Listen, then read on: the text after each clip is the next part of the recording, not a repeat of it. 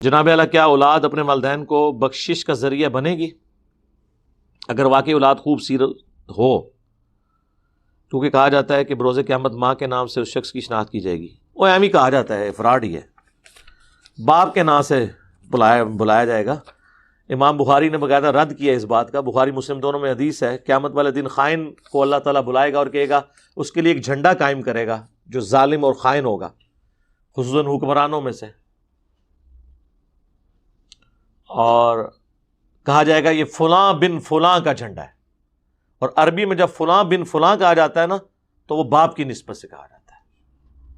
تو یہ کہنا کہ جی وہ اللہ تعالیٰ قیامت والے دن انسان کے اوپر پردہ رکھے گا، میرے بھائی یہ انسان کا کوئی گناہ ہے؟ کوئی آؤٹ آف ویڈ لاک پیدا ہوا ہے تو اس میں اس کا کون سا گناہ ہے؟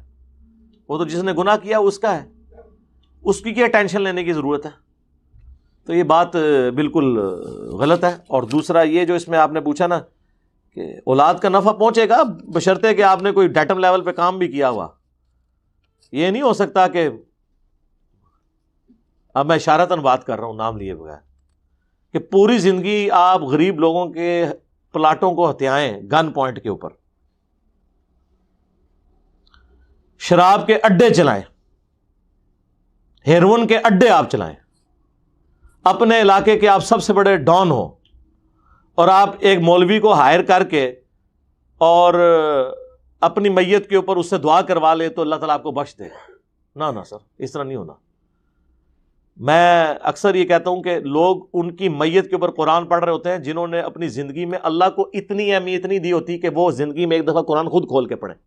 آپ کی عقل یہ مانتی ہے کہ جس شخص نے اللہ کو یہ وقت نہیں دی جو قرآن میں آیا کہ تم نے اللہ کی قدر نہیں کی جس طرح قدر کرنی چاہیے تھی، جس نے اللہ کی بے قدری کی پوری دنیا میں اپنی زندگی کے دوران، کہ قرآن کو کھولنا گوارا نہیں کیا، اب اس کی میت پہ قرآن کھول کے مولوی بیٹھ کے دھونس سے اللہ سے اس کو بخشوا سکتے ہیں؟ اللہ کو تو چھوڑ دیں، میں بھی ہوں تو نہیں بخشوں گا، اللہ تو پھر عدل پہ چلنے والا ہے۔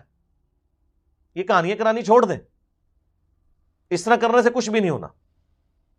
ہاں، ڈیٹم لیول کے اوپر آپ نے کچھ کیا ہوا، پھر اولاد کا آپ کو فائدہ ہوگا۔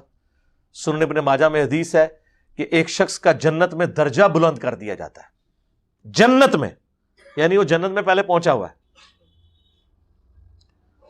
تو وہ شخص کہتا ہے اے اللہ یہ تو میرا عمل نہیں تھا، تو اللہ تعالیٰ فرماتا ہے تیرے بیٹے نے دنیا میں تیرے لیے استغفار کی۔ باقی اللہ کی مرضی ہے، کسی کو مرنے کے بعد بھی بخش دے کسی کی دعا کی برکت سے، وہ تو ہمیں حکم ہے۔ ربنا اغفر لنا ولاخواننا الذین سبقونا بالایمان۔ اہل ایمان کی نشانی ہے کہ وہ اپنے سے پہلے جو مر چکے ہیں ان کے لیے دعا کرتے ہیں، وہ تو ہم نے کرنا ہے۔ صحیح مسلم میں حدیث ہے، میت کو 3 چیزوں کا ثواب پہنچتا ہے، صدقہ جاریہ پہنچنا بھی چاہیے، اس کا اپنا عمل ہے، علم کی بات پہنچنا بھی چاہیے، اس کا اپنا عمل ہے۔ امام بخاری امام مسلم نے خود ہی لکھی ہے نا یہ کتابیں، آج تک پڑھی جا رہی، ان کو ثواب ملے گا۔ اور تیسرا فرمایا نیک اولاد جو اس کے لیے دعا کرتی ہے۔ تو نیک اولاد بھی انویسٹمنٹ تو ہے نا ماں باپ کی، تو اس کا نفع بھی پہنچتا ہے آٹومیٹکلی، وہ بخشنا نہیں ہوتا۔ نیک اولاد جو بھی کام کرتی ہے اس کے اعمال کا وبال، جو اس کے اعمال کا ثواب اس کے ماں باپ کو ملتا ہے، رہ گیا وبال تو صرف اس صورت میں ملے گا اگر ماں باپ نے اس کی غلط تربیت کی۔ اگر ماں باپ نے اچھی تربیت کی تھی، اولاد غلط نکل آئی، تو لا تازر وازرۃ وزر اخری، تو کوئی جان اٹھانے والی دوسرے کا بوجھ نہیں اٹھائے گی۔ لیکن اگر ماں باپ نے غلط تربیت کی اور ان کے مرنے کے بعد بھی وہ غلط کام کرتے رہے، تو وہ قرآن میں کئی جگہ آیا ہے جو گمراہی کے پیشوا ہیں ان کے بارے میں کہ یہ اپنا بوجھ بھی اٹھائیں گے، اپنے فالوورز کا بھی اٹھائیں گے، اور ان کے بوجھ میں بھی کمی نہیں ہوگی۔ بخاری مسلم دونوں میں حدیث ہے، جس نے کوئی برائی کا طریقہ جاری کیا، جتنے لوگ اس پہ عمل کریں گے اس کا وبال اس شخص پہ ہوگا، اور جو وہ خود کر رہے ہوں گے ان کے عمل میں بھی اللہ تعالیٰ ان کو بھی نہیں چھوڑے گا، کمی نہیں ہوگی۔ اور جس نے اچھائی کا کوئی طریقہ جاری کیا، یہ بدعت حسنہ نہیں، سنت حسنہ اور سنت سیئہ، تو جتنے لوگ اس میں عمل کریں گے اس پہ کمبائنڈ وبال اس شخص پہ ہوگا جس نے وہ پہلا کام کیا تھا، اور جو وہ خود کر رہے ہوں گے چونکہ انہوں نے اپنی مرضی سے کیا، ان کے وبال میں بھی کمی نہیں ہوگی۔